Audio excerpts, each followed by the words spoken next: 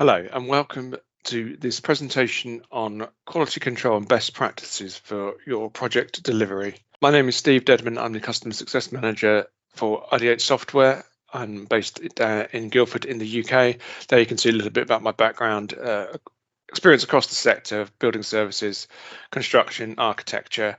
And prior to joining IDH Software, I was the head of BIM at several leading UK architectural practices.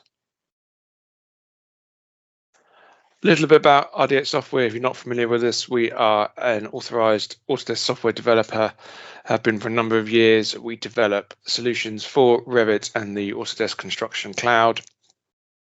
Our website, idhsoftware.com, has a huge library and resource of further information, help files, training videos, getting started guides, lots and lots of information on the website. If you're interested in finding out more about us, and you can always email us on that support@idhsoftware.com with any technical queries you may have.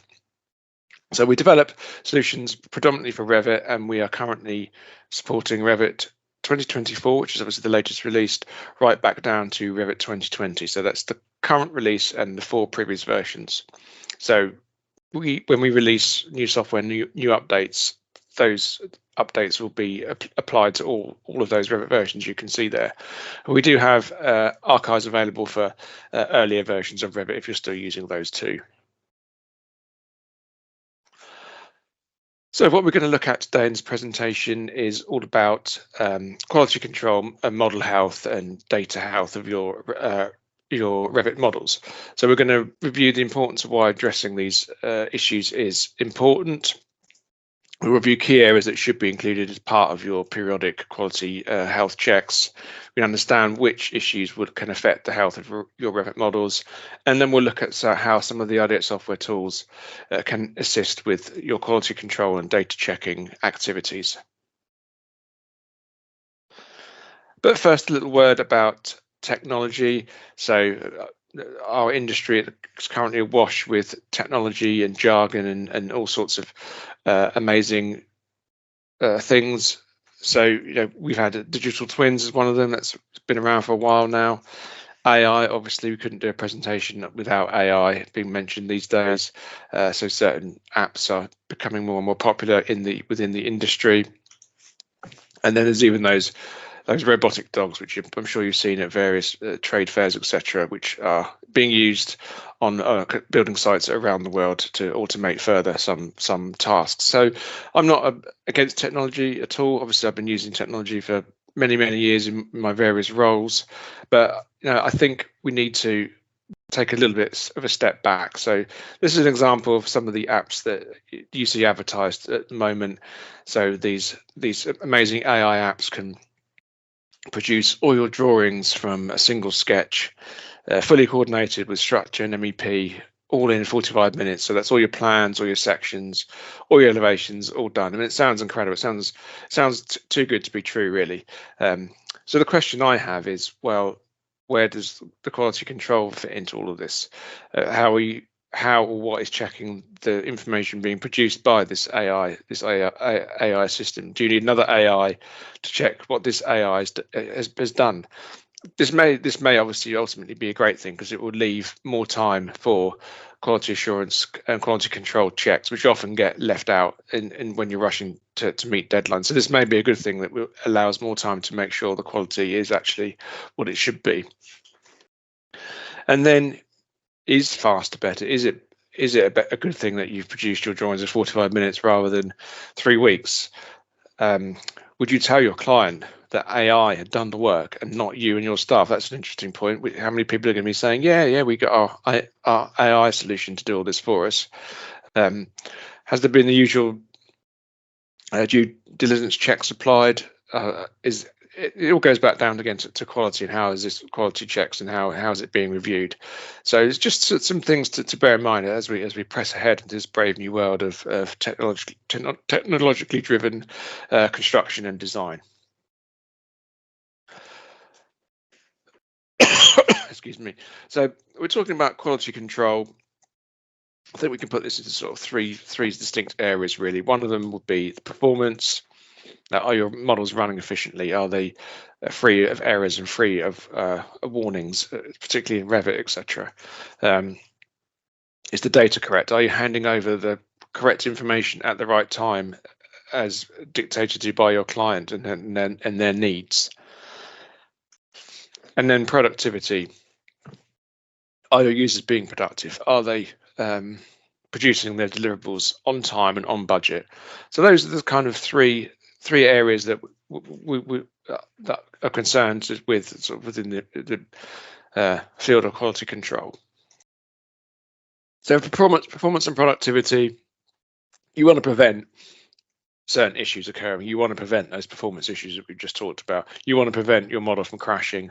As invariably, model crashes occur at a key moment when you're trying to deliver drawings. The model will crash. You have to exit the model. You get 5 or 6 users sitting around doing nothing for half an hour while you rebuild it. You might miss your deadline, or there's rework you have to do, which increase costs again and the potential of missed deadlines.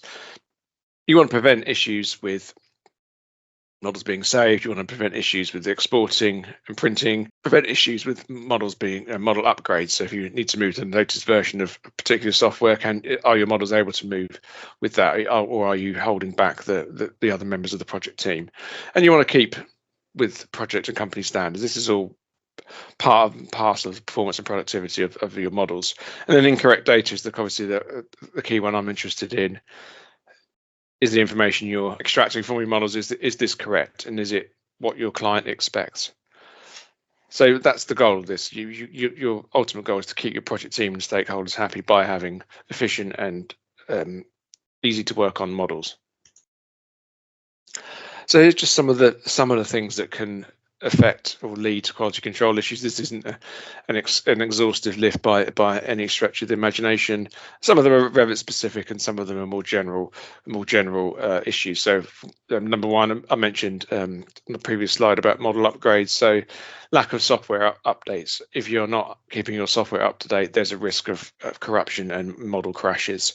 External content. So a lot of manufacturers these days produce their own content for Revit, ArchiCAD, or in IFC, etc. And oftentimes this content can be over-modeled with too much detail in it. You don't need to see every screw and every bolt and every flange. Sometimes that's a problem. Other times the families or the objects will have too much information in it, so they'll have hundreds of parameters which aren't relevant to you. So that can cause problems with producing your schedules and producing your models, etc. Careless software programming, I put this in here, and a lot of companies have their own in-house development teams these days. So are your developers building apps that are clashing with or preventing some of your other paid-for applications from working? That's an issue to consider as well. And then lack of a BIM execution plan. So this is really, if there's no plan in place, then how can you expect the project to actually be delivered efficiently and on time if there's no real specific plan in place? And I've got some issues which are specific to Revit. So we all know about in-place families can cause problems with your Revit models. Binding Revit files together is always fraught with danger. Transferring project standards is, again, something else that looks good on the surface, but can lead to all sorts of other problems further down the line. And then obviously our old favorite, the CAD links, CAD imports. These things don't really sit very well within Revit and need to be managed efficiently and carefully. But what's the number one issue with Revit files? I hear you cry. That would be excessive warnings. So this is the number one problem with your Revit files. The numbers of warnings can really affect how your models perform. And we've obviously seen, if you're a Revit user, you've probably seen these warning messages 100 times. What do? Do you ignore them, or do you address them as they occur? So what we're trying to do is prevent these messages occurring. So this isn't just related exclusively to warnings, any of the other issues I mentioned on the previous slide. You are trying to prevent these messages from occurring. You don't want your models crashing. You want to be using a lean model that's going to be effective for everyone to work on. So I've mentioned warnings, so let's have a little bit more of a delve into what the warnings are. So these are issues that Revit throws up when you've done something that's defined within its API. There's over 1,000, and apparently it's probably more now. This is from when we did this testing. So are they important? As I've said previously, I think they are, and yes, they are. I mean, they do directly affect and impact the way your models perform and the way your models work. And this is some of the things here are coming directly from customer research that we carried out a number of years ago. So excessive warnings can lead to poor performance of the model, slow synchronization times, model inaccuracy, which is a big problem, file corruption, upgrading issues. So it's all related to some of the other issues that we spoke about a while ago. And the biggest threat is that warnings always increase the size of the model and slow it down. So just to summarize warnings, no matter what you're using, it's important that you fix and review your Revit warnings regularly. Not fixing the warnings can have a negative impact on your projects, but just seeing some of the issues that can be caused. The end kind of downstream result of this, so incorrect information in the model can lead to issues. It can lead to issues on further down, including on site as well, as we'll see in a second. So increased labour costs due to missed deadlines and rework. So if you're having to rework drawings and rework to redo work because you missed a deadline, that can lead to increased costs incurred for you. So this one is more, if you have incorrect information, your model can increase the material costs from incorrect schedules and bills of quantity. So if your contractor is using your models for this exercise for getting material costs and quotes and bills of quantities, if that information is incorrect, that can increase material costs. That can also increase material waste as well. If you're ordering too much stuff because of wrong information that's contained in your models. And even site safety. So I'll put this one in. I know a lot of businesses now are doing their site inductions via a 3D model or some VR. So if that model's wrong, there's a real risk that someone could be seriously hurt on site as well. So how can Ideate software help? How can we help with these model checking, model reviews and quality control? So we have a suite of 6 applications, and all these applications in some way deal with model health and model data control issues. So Ideate BIM-Link is our solution for managing all that Revit data in your model, and we creating a link between Revit and Excel. You can edit, update, manage large quantities of Revit data with speed and accuracy. You can make all those changes to vast amounts of data, push it out to Excel, make the changes in Excel, push it back into the model, and it will update your model. We have lots of predefined, we call them link definitions. So we have content that's readily available to help you with quality control on all aspects of your Revit models. So whether it's naming conventions or COBie data, all that kind of stuff can be managed using Ideate BIM-Link. So COBie compliance is obviously a key issue for the ISO 19650. So we have some predefined content to help you manage and check and correct all of that COBie data. And this is just an example of a case study from one of our customers who uses Ideate BIM-Link to manage COBie data. So a lot of the time it is just manually copying and mapping data parameters from one spreadsheet to another. But using BIM-Link, you can obviously then make sure that all those changes are imported back into your Revit models using Ideate BIM-Link. There's also BIM-Link can be used for model quality control and model checking. So again, we have links for project standards and quality control, which I've mentioned. And there's another case study from one of our customers who created their own model health check using Ideate BIM-Link. And there was specific key performance indicators that were required for the client on the project. So some of those were the total number of elements in each model, the numbers of rooms, has there been COBie assigned to those objects, etc., etc., etc. So they created their own model health check using Ideate BIM-Link, exported it to Excel, and then they could create, there were some pivot tables, they could create a progression chart so they could keep an eye on how the models were progressing and report that information directly back to their clients at their annual progress review meetings. So we talked about warnings and model auditing. So IDEA Explorer, another one of our solutions, really does help you to do all those things. It's a great way of navigating around your model, finding elements that need to be edited, updated, or even deleted.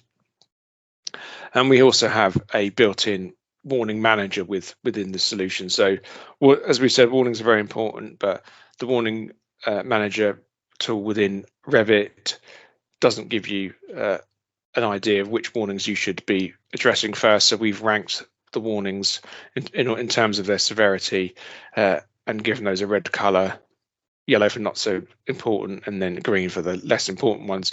So it really helps you to review and prioritize which models you should be addressing as part of your model health reviews. And this is a customizable chart as well, so you can create your own warnings file and definition there. IDH Style Manager is another solution that we developed to help manage all the other things, as I call it. So we're talking about object styles, line patterns, materials, parameters, text styles, etc. This kind of stuff is difficult and time consuming to manage within Revit itself. So using a solution like IDH Style Manager enables you to analyze the usage of those elements, enables you to purge out, delete unwanted elements, and you can even merge similar styles together as well. So that's IDH Style Manager. And then another one of our tools, so this is called IDA Annotate. This is part of our IDA Apps suite of tools. So this actually has a QC QA review tool as part of this tool. So it can review your 2D drawings and it can highlight where there are potential issues with those 2D drawings. So that might be where you have a zero length dimension, that might be a blank tag, or it might be where you have text and tags overlapping. So we're kind of automating that initial QA QC check that you are carrying out on all your drawings. So this is a really useful tool for checking that 2D work. So there you can see some of the issues that the tool will highlight for you. So it reduces that, what I call the red pen stage, where you are spending time, or reviewers spending time reviewing drawings for content, etc. We can automate some of that for you with IDA Annotate. Automate things further, we have a solution called IDA Automation, which can automate predefined Revit model health checks. So this uses some of our other solutions to produce a Excel spreadsheet with data about your Revit model. The tasks can be set up and automated to run on a daily, weekly, or monthly basis, whenever you want, any time of during the day or night. So that's IDA Automation. So this is some of the information that we can produce. This is an audit of Revit families within a particular Revit project. This is a snapshot of that health check script that I just mentioned, as it gives you key performance indicators of how your models are performing. And we even have a Power BI dashboard that we can push this information into, so you can get a nice visual of how your models are performing also. So just some feedback from our customers using some of our solutions. Some nice comments there on how the IDA software tools are really helping with their projects and their quality control of their particular projects. That's just a summary of some of our solutions and how they can be used as part of your quality control and standards. And then we have, just to summarize, then you should be making model audits, quality reviews a priority. Prevention is better than cure. Model maintenance is every team member's responsibility. I like this one. Don't leave it to your poor BIM manager who has too much to do anyway. Everyone on the team should be checking this data and checking their models as they're going along. And the IDEX software tools can make that easier for a lot of users to really help you make sure that the models you're producing, the data you're producing, is correct, accurate, and to your clients' satisfactions. So thank you for listening. I hope that was useful. If you have any further information, you can see my email address there on the screen. I'm also on LinkedIn if you're interested in connecting with me. And if you need any further information about IDX software, please head over to the IDX software website. So thank you very much.